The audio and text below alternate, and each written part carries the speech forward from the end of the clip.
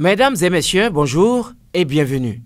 Organisation de l'exercice en clientèle privée des professions médicales et paramédicales de santé humaine. La tribune de la capitale nous apprend que la loi a été votée hier à l'Assemblée nationale par les députés. Dans l'actualité, après l'effervescence de la deuxième édition des Vodou Days, l'heure est désormais au bilan. Le matin, dans sa livraison du jour, rapporte que 435 000 visiteurs ont participé à Ouidah au Vodou Days.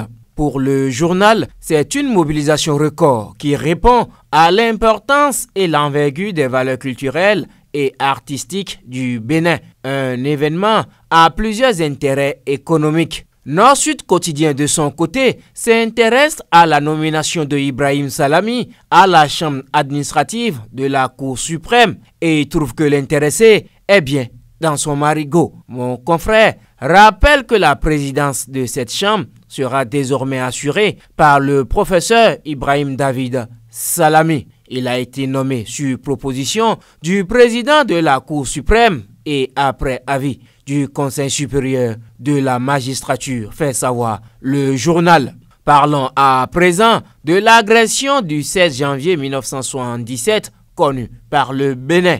Nord-Sud Quotidien nous renseigne que 48 années après, les soldats qui sont tombés sur le champ d'honneur ont eu droit aux hommages dus à leur rang. Dans les colonnes du journal, il est écrit noir sur blanc, l'armée béninoise rend hommage aux soldats de l'agression du 16 janvier 1977. C'est à travers une cérémonie sobre à la place des martyrs à Cotonou. Mon confrère fait un retour dans le passé et dit qu'il y a 48 ans, notre pays a été attaqué. Les militaires et civils déterminés et mobilisés ont fait face à la menace et notre pays n'est pas tombé. C'est le lieu pour nous aujourd'hui de rendre hommage à ces Béninois qui ont défendu la patrie avec brio, a affirmé le général Fructueux Baguidi, chef d'état-major général des forces armées béninoises. Après avoir salué la mémoire des militaires tués dans l'attaque du 8 janvier dernier à Banikwara, il a rappelé la nécessité de faire face aux nouveaux défis. Et par rapport à ces défis,